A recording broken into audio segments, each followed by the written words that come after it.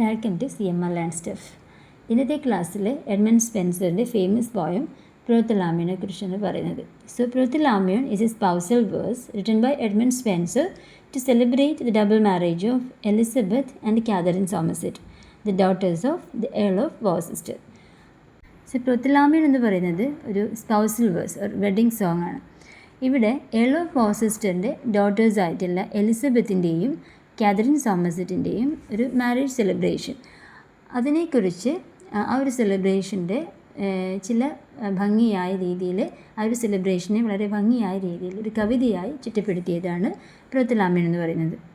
So the title combines the Greek word pro and thalamos. The means pro meaning before and thalamos meaning bridal chamber. Totally അത് signify ചെയ്യുന്നത് a song written before the wedding. അപ്പോൾ അദ്ദേഹത്തിൻ്റെ തന്നെ Epithalamion എന്ന് പറയുന്ന വർക്കുണ്ട്. അതിനകത്ത് Spenser he wrote for his own marriage. അപ്പോൾ അതിനകത്ത് അദ്ദേഹത്തിൻ്റെ ഓൺ മാരേജാണ് സെലിബ്രേറ്റ് ചെയ്യുന്നത്. അതേസമയം പ്രോത്തലാമിയൻ എന്ന് പറയുന്നത് it's A public celebration for others. Then ഈ ഒരു പോയം അദ്ദേഹം ഡെഡിക്കേറ്റ് ചെയ്യുന്നത് ഏൾ ഓഫ് എസെക്സിനാണ്. സ്പെൻസറിൻ്റെ ന്യൂ പേറ്റനാണത്.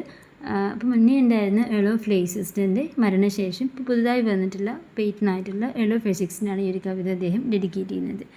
ദെൻ ഇതിൻ്റെ ഒരു സ്ട്രക്ചർ, ഈ കവിതയുടെ ഒരു സ്ട്രക്ചർ എന്ന് പറയുന്നത് written in 10-18 line stances and the poem uses river themes as a central motive. അതായത് മോട്ടീവ് എന്ന് പറഞ്ഞു കഴിഞ്ഞാൽ ഒരു കവിതയിൽ ഒരു ഇമേജ് അല്ലെങ്കിൽ ഒരു തീം ഉണ്ടായിരിക്കും. അത് ആ കവിതയിലുടനീളം ഉണ്ടായിരിക്കും. എന്തിന് വേണ്ടിയിട്ടാണ് അത് കാണിക്കുന്നത് വെച്ച് കഴിഞ്ഞാൽ, അപ്പോൾ ആ ഒരു കവിതയ്ക്ക് ഒരു മീനിങ് കൊടുക്കാൻ വേണ്ടി ഒരു ഡീപ്പർ സെൻട്രൽ മീനിങ് ക്രിയേറ്റ് ചെയ്യുന്നത് ഈ മോട്ടീഫിലൂടെ ആയിരിക്കും. അപ്പോൾ ഇവിടെ ഈ കവിതയിൽ പ്രോത്തലാമിയനിൽ പോയറ്റ് യൂസ് ചെയ്തിരിക്കുന്നത് റിവർ തീംസ് ആണ് ആസ് എ സെൻട്രൽ മോട്ടീഫ് എന്ന് പറയുന്നത് to blend personal grief, public joy and political patronage. അപ്പോൾ ഇതിനകത്ത് അദ്ദേഹത്തിൻ്റെ പേഴ്സണൽ ഗ്രീഫ് ഉണ്ട്, റിഫ്ലക്റ്റ് ചെയ്ത് കാണാവുന്നുണ്ട്. പബ്ലിക് ജോയ് ഉണ്ട്, അതായത് ആ ഒരു ടു ഡോട്ടേഴ്സിൻ്റെ മാരേജ് സെലിബ്രേറ്റ് ചെയ്യുന്ന സമയത്ത് ആരെല്ലാം അതിൽ ഇൻവോൾവ് ചെയ്യുന്നു എന്ന് പറയുന്ന സമയത്ത് അതിനകത്തൊരു പബ്ലിക് ജോയ് അദ്ദേഹം കാണിക്കുന്നുണ്ട്.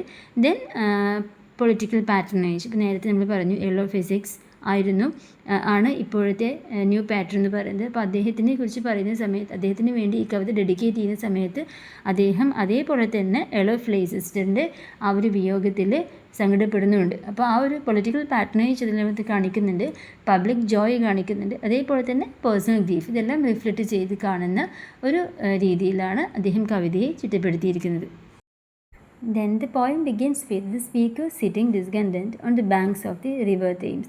അപ്പോൾ കവിതയുടെ തുടക്കത്തിൽ തേംസ് നദിയുടെ തീരത്ത് വളരെ വിഷാദമായിരിക്കുന്ന ഒരു കവിയാണ് നമ്മൾ കാണുന്നത്. അപ്പോൾ അദ്ദേഹത്തിന് ഒരുപാട് പേഴ്സണൽ ഇഷ്യൂസൊക്കെ ഉണ്ടായിരിക്കാം.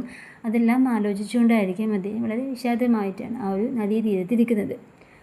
നെക്സ്റ്റ് ഒരു മൊമെൻറ്റിൽ അദ്ദേഹത്തിൻ്റെ ആ സങ്കടങ്ങളെല്ലാം just transform in to joy, ഒരു ആനന്ദകരമായ ഒരു അവസ്ഥയിലേക്ക് പെട്ടെന്ന് ട്രാൻസ്ഫോം ചെയ്യുന്നതായിട്ടും കാണാൻ പറ്റും.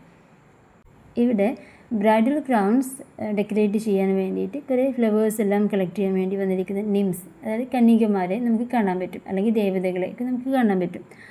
ദെൻ അവരുടെ കൂടെയുള്ള വളരെ ബ്യൂട്ടിഫുൾ ആയിട്ടുള്ള 2 മെയ്ഡൻസിനെ നമ്മൾ കാണുന്നുണ്ട്. സോ ഈ ഒരു 2 മെയ്ഡൻസിനെ റെപ്രസെൻ്റ് ചെയ്തിരിക്കുന്നത് സ്വാൻസുമായിട്ടാണ്, അരയന്നുമായിട്ടാണ്. അപ്പോൾ അരയന്നുങ്ങളെ പോലെ മനോഹരമായ 2 മെയ്ഡൻസിനെ ഈ ദേവതകളുടെ കൂടെ അദ്ദേഹം കാണുന്നുണ്ട്. അപ്പോഴാണ് അദ്ദേഹത്തിൻ്റെ സങ്കടമെല്ലാം മറന്ന് അദ്ദേഹം സന്തോഷിക്കാനുള്ളൊരു കാരണം അദ്ദേഹത്തിന് കിട്ടുന്നത്. സോ നമ്മളൊരു പോയത്തിനെ അനലൈസ് ചെയ്യുന്ന സമയത്ത് ഒരിക്കലും അതിൻ്റെ ഒരു സമ്മറി അല്ലെങ്കിൽ സ്റ്റോറി ലൈൻ മാത്രമായിട്ടല്ല നമ്മൾ മനസ്സിലാക്കുക. അപ്പോൾ അതിൻ്റെ ഒരു പോയത്തിനൊരു സ്ട്രക്ചർ ഉണ്ടായിരിക്കും. അതുപോലെ തന്നെ ഒരുപാട് ടെക്നിക്കൽ ഡിവൈസസ് യൂസ് ചെയ്തിട്ടുണ്ടായിരിക്കാം, അലിഗോറിക്കൽ പ്രസൻറ്റേഷൻസ് ഉണ്ടായിരിക്കാം, സിമ്പിൾസ് ഉണ്ടായിരിക്കും, മോട്ടീഫ് ഉണ്ടാവാം. അങ്ങനെ ഒരു പോയത്തിനെ നമ്മൾ ക്രിട്ടിക്കലി അനലൈസ് ചെയ്യുന്ന സമയത്ത് ഇതെല്ലാം നമ്മൾ മനസ്സിലാക്കണം. ജസ്റ്റ് ഒരു സമ്മറി സ്റ്റോറി ലൈൻ മാത്രമായിട്ടല്ല നമ്മൾ മനസ്സിലാക്കുക. സോ ഇവിടെ സ്വാൻസിനെ സിംബലൈസ് ചെയ്യുന്നത് 2 ബ്രൈഡ്സ് ആയിട്ടാണ്. അതുപോലെ തന്നെ ഇവരുടെ ഫ്ലവേഴ്സ് കളക്ട് ചെയ്തിട്ട് തേംസ് നദിയിലൂടെ അവരുടെ ലണ്ടൻ ബ്രിഡ്ജെല്ലാം കടന്ന് ലണ്ടൻ നഗരത്തിൻ്റെ എല്ലാ മനോഹാരിതയും കവി വളരെ മനോഹരമായി തന്നെ അവതരിപ്പിച്ചുകൊണ്ടുള്ള ഇവരുടെ തിരിച്ചുപോക്ക് വളരെ ഭംഗിയായി തന്നെ പറയുന്നുണ്ട്. അതിനെ ഒരു അലിഗോറിക്കൽ വോയേജ് എന്ന രീതിയിലാണ് അദ്ദേഹം കാണിക്കുന്നത്. സോ ലണ്ടൻ ബ്രിഡ്ജിനെ കുറിച്ച് പറയുന്നുണ്ട്, അതുപോലെ Essex House, Leicester House, then finally അവർ സോമർസെറ്റ് ഹൗസ്, ഈ ഒരു ബ്രൈഡ്സിൻ്റെ ഹോം വരെ എത്തുന്ന രീതിയിൽ അദ്ദേഹം വളരെ മനോഹരമായിട്ട് തന്നെ കവിതയിൽ പറയുന്നുണ്ട്. പിന്നീട് സോമർസെറ്റ് ഹൗസിലേക്ക് ഈ 2 ബ്രൈഡ്സ് എത്തിച്ചേരുന്ന സമയത്ത് സൂര്യൻ പോലും നാണിച്ചു പോകുന്ന അത്രയും മനോഹരമാണ് അവരുടെ ഭംഗി എന്ന് പറഞ്ഞ് കവി വർണ്ണിക്കുന്നുണ്ട്. അതുപോലെ ലണ്ടൻ നഗരം ഈ ഒരു വിവാഹം ആഘോഷിക്കുന്ന ഒരു രീതി, അതായത് ലണ്ടൻ നഗരത്തിലെ മണികളൊക്കെ മുഴങ്ങുന്നുണ്ട്, ഫ്ലവേഴ്സ്, മ്യൂസിക്, ടോട്ടലി ഒരു വസന്തം തീർത്ത പോലെയാണ് എന്ന് അദ്ദേഹം പറയുന്നുണ്ട്. ഏറ്റവും അവസാനം കവി ആ ഒരു പോയം കൺക്ലൂഡ് ചെയ്യുന്ന സമയത്ത് Spenser lamenting the death of his former patron Leicester and dedicating the song to Essex, asking the Thames to run softly till I end my song. അപ്പോൾ ഓരോ സ്റ്റാൻസ് അവസാനിക്കുന്ന സമയത്തും അദ്ദേഹം ഇങ്ങനെ റിപ്പീറ്റ് ആയിട്ട് ഈ ലൈൻസ് പോകുന്നുണ്ട്.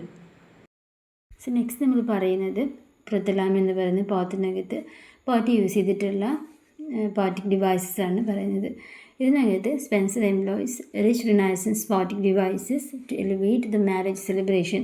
അപ്പോൾ ആ ഒരു മാരേജ് സെലിബ്രേഷൻ്റെ ഭംഗിയെ വർണ്ണിക്കുന്നതിന് വേണ്ടി ഒരുപാട് പോറ്റിക് ഡിവൈസസ് അദ്ദേഹം ഈ കവിതയിലൂടെ കൊണ്ടുവന്നിട്ടുണ്ട്. അതിനകത്ത് ആദ്യം പറയുന്നത് സിംബോളിസംസ്. ഇപ്പം നമ്മൾ 2 സ്വാൻസിനെ കുറിച്ച് പറഞ്ഞു. അപ്പോൾ ഈ 2 സ്വാൻസ് റെപ്രസെൻ്റ് ചെയ്യുന്നത് ആ ബ്രൈഡ്സിനെയാണ്. അപ്പോൾ അത്രയും പ്യൂരിറ്റിയാണ്, അതുപോലെ അതിൻ്റെ ഗ്രേസ്, നൊബിലിറ്റി, ഇതിനെല്ലാം കാണിക്കുന്ന അതിൻ്റെ പ്രതീകമാണ് ഈ സ്വാൻസ് എന്ന് പറയുന്നത്. അപ്പോൾ അതുമായിട്ടാണ് ബ്രൈഡ്സിനെ കമ്പയർ ചെയ്യുന്നത്. അതേസമയം റിവർ തെയിംസിനെ സിംബലൈസ് ചെയ്യുന്നത് the journey of life and the unity of London. ഇപ്പോൾ ആ തെയിംസിലൂടെയുള്ള അവർ തിരിച്ച് അവരുടെ വീട്ടിലേക്ക് മടങ്ങുന്ന ഒരു സീൻ നമ്മൾ കാണുന്നുണ്ട്. അത് അവരുടെ ജേർണി ഓഫ് ലൈഫിനായിട്ടാണ് പോയറ്റ് ഇവിടെ കാണുന്നത്. ദെൻ നെക്സ്റ്റ് ഒരു ഇമേജറി പറയുന്നുണ്ട്, തെയിംസ് നദിയെ വർണ്ണിക്കുന്ന സിൽവർ തെയിംസ് ഫ്ലോറി ബാങ്ക് എന്നൊക്കെ പറഞ്ഞ് ആ ഒരു സ്വാൻസ് വന്ന സമയത്ത്, അല്ലെങ്കിൽ ആ ബ്രൈഡ്സ് വന്ന സമയത്തുണ്ടാകുന്ന അതിൻ്റെ ഒരു പ്രതിഫലനം, ആ ഒരു ഭംഗി, അതിനെ ആ സമയത്ത് സിൽവർ തെയിംസ് എന്ന് പറഞ്ഞിട്ട് വിശദീകരിക്കുന്നുണ്ട്.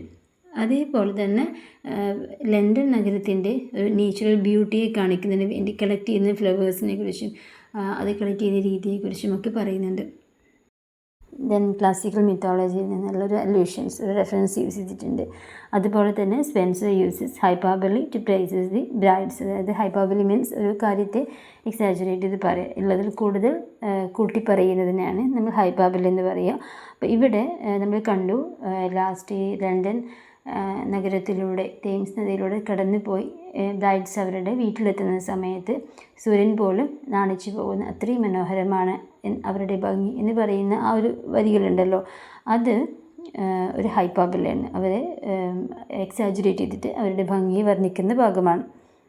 ഞാൻ ലാസ്റ്റ് പറയുന്നത് റിഫ്രെയിനാണ്. അതായത് ഒരു പോയത്തിൽ ഓരോ സ്റ്റാൻസ് കഴിയുന്ന സമയത്തും സെയിം ലൈൻസുകൾ റിപ്പീറ്റ് ചെയ്ത് വരുന്നതിനെയാണ് നമ്മൾ റിഫ്രെയിൻ എന്ന് പറയുക.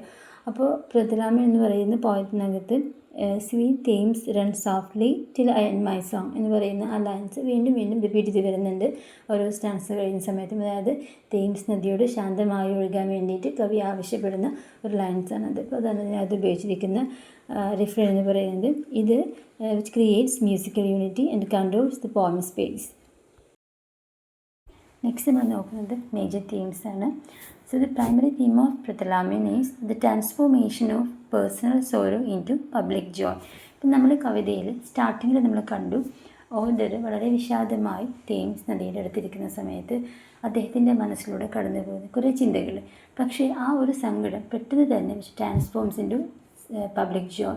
അപ്പോൾ പുറത്ത് നടക്കുന്ന കുറച്ച് കാര്യങ്ങളൊക്കെ കണ്ടിട്ട് അദ്ദേഹത്തിൻ്റെ ആ സങ്കടം പെട്ടെന്ന് തന്നെ ഇല്ലാതാവുന്ന ഒരു കണ്ടീഷൻ നമ്മളവിടെ കണ്ടു. അപ്പോൾ ഈ ഒരു പ്രൊത്തലാമ്യൻ എന്ന് പറയുന്ന കവിതയുടെ പ്രൈമറി തീം എന്ന് പറയുന്നത് transformation of personal sorrow in to public joy. അതായത് പോയം സ്റ്റാർട്ട് ചെയ്യുന്ന സമയത്ത് നമ്മളുടെ പോയറ്റിൻ്റെ ഒരു സ്റ്റേറ്റ് ഓഫ് മൈൻഡ് എന്ന് പറയുന്നത് വളരെ മൂഡി അല്ലെങ്കിൽ ഗ്ലൂമി, ഡെസ്പറേറ്റ് ആയിട്ടാണ് നമ്മൾ കാണുന്നത്. പക്ഷേ കുറച്ച് കഴിയുന്ന സമയത്ത് അദ്ദേഹത്തിൻ്റെ ആ ഒരു ഗ്രീഫ്, അദ്ദേഹത്തിൻ്റെ സങ്കടങ്ങളൊക്കെ അദ്ദേഹം മറന്നു പോകുന്നു. അദ്ദേഹം ഒരു മാരേജ് പ്രിപ്പറേഷൻ അവിടെ മുന്നിൽ കാണുന്നുണ്ട്. അപ്പോൾ സ്വാഭാവികമായിട്ടും ആ ഒരു കമ്മ്യൂണൽ സെലിബ്രേഷൻ, അദ്ദേഹത്തിൻ്റെ ആ ഒരു കമ്മ്യൂണൽ സെലിബ്രേഷൻ്റെ റിഫ്ലക്ഷൻ ഒരു ഇൻഡിവിജ്വൽ പ്ലെയിനെ ഇല്ലാതാക്കാൻ കഴിയും എന്ന് അദ്ദേഹം ഇതിലൂടെ കാണിക്കാൻ ശ്രമിക്കുന്നുണ്ട്. ദെൻ നെക്സ്റ്റ് ഒരു തീം എന്ന് പറയുന്നത് പാട്രണേജ് ആൻഡ് പൊളിറ്റിക്കൽ അലീജിയൻസ്. അതൊരു ലോയൽറ്റി അല്ലെങ്കിൽ കമ്മിറ്റ്മെൻറ്റ് ടു ആൻ ഇൻഡിവിജ്വൽ. എങ്ങനെയാണ് പൊളിറ്റിക്കൽ അലീജിയൻസ് ഒരു സെൻട്രൽ തീമായിട്ട് വരുന്നത്? അതായത് സ്റ്റാൻസ 6 നമ്മൾ എളോ ഫ്ലെയ്സിസ്റ്ററിൻ്റെ വിയോഗത്തിൽ, പേട്രനായിട്ടുണ്ടായിരുന്ന എളോ ഫ്ലെയ്സിസ്റ്ററിൻ്റെ വിയോഗത്തിൽ അദ്ദേഹം വിലപിക്കുന്നതായിട്ട് കാണാം. അതിനുശേഷം അദ്ദേഹം അടുത്തൊരു പുതിയതായി വന്നിട്ടുള്ള ഒരാളെക്കുറിച്ച് അദ്ദേഹം ഈ ഒരു പോയം ഡെഡിക്കേറ്റ് ചെയ്യുമ്പോൾ അദ്ദേഹത്തിനോടുള്ളൊരു ആത്മബന്ധം കാണിക്കുന്നുണ്ട്. അപ്പോൾ ഇതിനകത്തൊരു എലജിയാക് ടോൺ, എലജി എന്ന് പറഞ്ഞു കഴിഞ്ഞാൽ എന്താണെന്ന് മുന്നേ ഒരു ക്ലാസ്സിൽ പറഞ്ഞിട്ടുണ്ട്. നമ്മൾ ഏതെങ്കിലും ഒരു വ്യക്തിയെക്കുറിച്ചോ അല്ലെങ്കിൽ ഇൻസിഡൻറ്റിനോ എന്തെങ്കിലും കുറിച്ച് നമ്മൾ ഒരു കവി വളരെ സങ്കടത്തോടെ എഴുതുന്ന ഒരു വിലാപ കാവ്യമാണ് എലജി എന്ന് പറയുന്നത്. അപ്പോൾ ഇതിനകത്ത് ഒരു എലജിയാക് ടോൺ ഉണ്ട്. ഈ ഒരു മുന്നേ ഉണ്ടായിരുന്ന പാറ്റേണായിട്ടുള്ള എലോ ഫ്ലേസിസ്റ്ററിൻ്റെ വിയോഗത്തിൽ സങ്കടപ്പെടുന്ന ആ ഒരു ഭാഗം. അപ്പോൾ ഇവിടെ അതൊരു ഇവിടെ ഒരു theme of patronage and political allegiance ആണ് ഇവിടെ കാണിക്കുന്നത്. അതുപോലെ തന്നെയാണ് ഫൈനൽ സ്റ്റാൻസ് എഴുതുന്ന സമയത്ത് അദ്ദേഹം ന്യൂ പാറ്റേണായിട്ടുള്ള എലോ ഫിസിക്സിനെ അദ്ദേഹം പ്രൈസ് ചെയ്യുന്നുണ്ട്. നെക്സ്റ്റ് ഒരു തീം എന്ന് പറയുന്നത് harmony between nature and civilization. നമ്മളിതിൽ കുറേ കാര്യങ്ങൾ കണ്ടു. അതായത് ഈ ഫ്ലവേഴ്സ് കളക്ട് ചെയ്യാൻ വരുന്ന സമയത്തുള്ള ലണ്ടൻ നഗരത്തിൻ്റെ ആ തേംസ് നദിയുടെ ചുറ്റുമുള്ള ഭാഗത്തിൻ്റെ ഒരു അറ്റ്മോസ്ഫിയറിനെ കുറിച്ച് പറയുന്നുണ്ട്. അതായത് തേംസ് നദി, അതിൻ്റെ ഭംഗി, പിന്നീട് വരുന്ന ദേവതകൾ, അവരുടെ ഭംഗി, ഫ്ലവേഴ്സ്, അതുപോലെ സ്വാൻസ്, ഇവരെല്ലാം പാർട്ടിസിപ്പൻസാണ് ഈ ഒരു ഹ്യൂമൻ സെറിമണിയിൽ. അവരെല്ലാവരും പാർട്ടിസിപ്പൻസാണ്. അതുപോലെ തന്നെയാണ് ഇതെല്ലാം കാണിക്കുന്നത് suggesting that marriage is A natural and divine order. Then അപ്പോൾ ഇതിനകത്ത് എല്ലാ ആളുകളും എല്ലാ സംസ്കാരവും പ്രകൃതിയുടെ എല്ലാ മനോഹാരിതയും ഒരുമിച്ച് ചേർന്നുകൊണ്ടാണ് ഇവരത് സെലിബ്രേറ്റ് ചെയ്യാൻ മാനസികമായി ഒരുങ്ങുന്നത് എന്ന് കാണിക്കുന്നുണ്ട്. അതുകൊണ്ടാണ് ഒരു നേച്ചർ ആൻഡ് സിവിലൈസേഷൻ ഇവിടെ എടുത്തു പറയുന്നത്. Then lastly the theme of time and impermanence. അതായത് സമയം എന്ന് പറയുന്നത് നമ്മളെപ്പോഴും പറയാറുണ്ട് ആർക്കും വേണ്ടി കാത്തു നിൽക്കാത്ത ഒന്നാണ് എന്നുള്ളത്. സോ ഇവിടെ ബ്രൈഡൽ ഡേ, അതായത് ആ ഒരു വെഡ്ഡിങ് ഡേ എന്ന് പറയുന്നത്, അല്ലെങ്കിൽ ഇവരുടെ ദിവസം എന്ന് പറയുന്നത് ഒരിക്കലും ഒരുപാട് സമയത്തേക്കൊന്നും നീണ്ടു നിൽക്കില്ല. Reminding readers that Joy must be celebrated before it passes. അപ്പോൾ വായനക്കാരോട് അദ്ദേഹം ഓർമ്മിപ്പിക്കുകയാണ് എല്ലാ സന്തോഷങ്ങളും ഒരുപാട് നേരത്തേക്കൊന്നുമില്ല, അത് എപ്പോഴാണ് നമുക്ക് കിട്ടുന്നത് ആ സമയത്ത് തന്നെ നമ്മളത് എൻജോയ് ചെയ്യാൻ വേണ്ടിയിട്ട് ശ്രമിക്കണം എന്നുള്ളൊരു ഓർമ്മപ്പെടുത്തലും കൂടി ഈ കവിതയിലുണ്ട്. സോ അതുകൊണ്ട് തന്നെ തീം ഓഫ് ടൈം ആൻഡ് ഇംപെർമനൻസിന് വളരെയധികം പ്രാധാന്യം ഈ ഒരു കവിതയിലുണ്ട്. സോ പ്രൊത്തലാമ എന്ന് പറയുന്ന ഈ കവിത നമ്മൾ കൺക്ലൂഡ് ചെയ്യുന്ന സമയത്ത് നമുക്ക് മനസ്സിലായിട്ടുള്ളത്, പ്രൊത്തലാമ എന്ന് പറയുന്നത് is more than A marriage song. ഒരു വെഡ്ഡിങ് സോങ് എന്നതിനേക്കാൾ കൂടുതൽ it is A complex work that interviews the personal, political and pastoral. ഇതിനകത്തൊരു പേഴ്സണൽ റിഫ്ലക്ഷൻ ഉണ്ട്, അതുപോലെ പൊളിറ്റിക്കൽ ആയിട്ടുള്ള കുറച്ച് കാര്യങ്ങൾ നമുക്ക് മനസ്സിലാക്കി തരുന്നുണ്ട്. അതേപോലെ തന്നെ ഒരു പാസ്റ്ററൽ സെറ്റിങ്സിലാണ് അതിനെ അറേഞ്ച് ചെയ്തിട്ടുള്ളത്. സോ ഇതിനകത്തൊരു ജേണി മോട്ടീഫ് ഉണ്ട്. മോട്ടീഫ് ഞാൻ എന്താണെന്ന് മുന്നേ പറഞ്ഞു. ജേണി മോട്ടീഫ് എന്ന് പറയുന്നത് ഇവർ ഈ തേംസ് നദിയിലൂടെ ലണ്ടൻ നഗരത്തിലൂടെയുള്ള യാത്ര അവരുടെ ജീവിതയാത്രയായിട്ടാണ് കാണിക്കുന്നത് പോയിട്ട്. അതുപോലെ തന്നെ ഒരുപാട് സിമ്പിൾസ് അദ്ദേഹം യൂസ് ചെയ്തിട്ടുണ്ട്. നമ്മൾ സ്വാൻസിനെയൊക്കെ കുറിച്ച് പറഞ്ഞില്ലേ, അതുപോലെ ഒരുപാട് സിമ്പിൾസ് അദ്ദേഹം യൂസ് ചെയ്തിട്ടുണ്ട്. അതുപോലെ മ്യൂസിക്കൽ റിഫൈൻ ഉണ്ട്, അതായത് ഓരോ സ്റ്റാൻസ് അവസാനിക്കുന്ന സമയത്തും ഇതിനകത്ത് ചില ലൈൻസുകൾ റിപ്പീറ്റ് ചെയ്ത് വരുന്നുണ്ട്. ഇതിനെ നമ്മൾ റിഫൈൻ എന്ന് പറയാം. അപ്പോൾ വളരെ കൃത്യമായ ഇടവേളകളിൽ അറേഞ്ച് ചെയ്തിട്ടുള്ളതിനെയാണ് റിഫൈൻ എന്ന് പറയുന്നത്. സോ അതുകൊണ്ട് തന്നെ ഈ ഒരു പോയം റിഫ്ലക്റ്റ് ചെയ്യുന്നത് renaissance ideals of beauty, order and patronage. So അദ്ദേഹത്തിൻ്റെ ഫേമസ് ആയിട്ടുള്ള എപ്പിത്തലാമിയൻ ആൻഡ് പ്രോത്തലാമിയൻ നമ്മൾ കമ്പയർ ചെയ്യുമ്പോൾ നമുക്ക് മനസ്സിലാക്കുന്നത്, അദ്ദേഹത്തിൻ്റെ എപ്പിത്തലാമിയൻ എന്ന് പറയുന്നത് അദ്ദേഹത്തിൻ്റെ ഒരു പേഴ്സണൽ ടോണാണ്, അദ്ദേഹത്തിൻ്റെ ഓൺ മാരേജിനെ കുറിച്ചാണെന്ന് പറഞ്ഞാൽ അപ്പോൾ ഒരു പേഴ്സണൽ ടോണാണുള്ളത്. അതേസമയം നമ്മളിപ്പോൾ പഠിച്ചുകൊണ്ടിരിക്കുന്ന പ്രോത്തലാമിയനെ കുറിച്ച് പറയുന്ന സമയത്ത് which celebrates social union and the poet's role within it. അതായത് സാമൂഹികമായ ഒരു ടോട്ടലി ഒരു പബ്ലിക്കിൻ്റെ എങ്ങനെയാണ് അവർ നമ്മളുടെ ജീവിതവുമായിട്ട് കണക്റ്റ് ആവുന്നത്, അപ്പോഴുള്ള അദ്ദേഹത്തിൻ്റെ മാനസികാവസ്ഥ എങ്ങനെയാണ് നമ്മൾ സമൂഹവുമായിട്ട് ഇടപഴകേണ്ടത്, അപ്പോൾ അതിനകത്ത് പോയിറ്റിൻ്റെ റോൾ എന്താണ്, അപ്പോൾ അങ്ങനെയുള്ള ഒരു ടോണിലാണ് പ്രോത്തലാമിൻ എഴുതിയിരിക്കുന്നത്. അതേസമയം എപ്പിത്തലാമിൻ എന്ന് പറയുന്നത് അദ്ദേഹത്തിൻ്റെ പേഴ്സണൽ റിഫ്ലക്ഷനാണ്. സോ ഇതിലൂടെ നമുക്ക് മനസ്സിലാക്കാൻ പറ്റുന്നത് ഈ ഒരു പോയിംസ്, അതായത് ഈ 2 poems understanding Spenser's art and the cultural context of Elizabethan England. So Prothalamion നമ്മളിവിടെ കംപ്ലീറ്റ് ചെയ്തിട്ടുണ്ട്. അപ്പോൾ ഇനി നിങ്ങൾ എസ്സേ ടൈപ്പ് ക്വസ്റ്റ്യൻസ് വരുന്ന സമയത്തും 2 മാർക്സിൻ്റെയും 5 മാർക്സിൻ്റെയൊക്കെ വരുന്ന സമയത്ത് നിങ്ങൾ ഈ ഒരു പോയത്തിനെ എഴുതുന്ന രീതി, ഈ പോയം എന്നല്ല ഏതൊരു പോയം നമ്മൾ എഴുതുന്ന ഒരു രീതിയാണ് ഞാൻ പറയുന്നത്.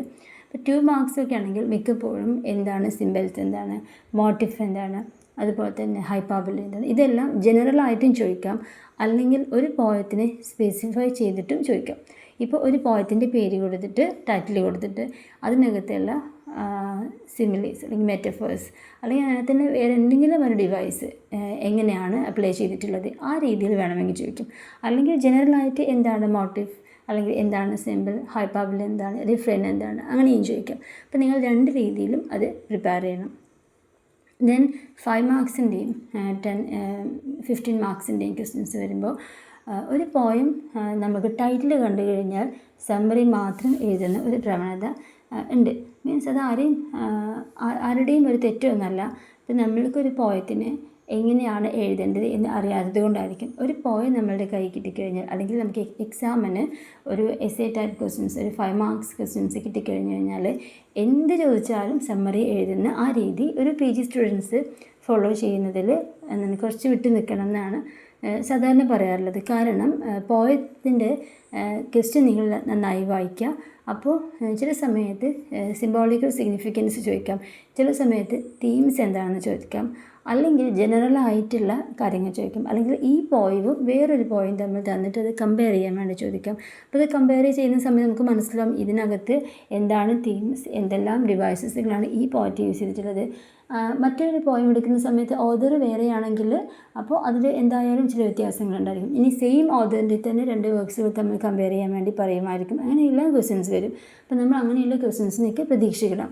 അപ്പോൾ നിങ്ങൾ ചെയ്യേണ്ടത് ഒരു പോയത്തിനെ ഒരിക്കലും ഒരു സമ്മറി ബേസ് മാത്രമായിട്ട് നിങ്ങൾ നോക്കരുത്.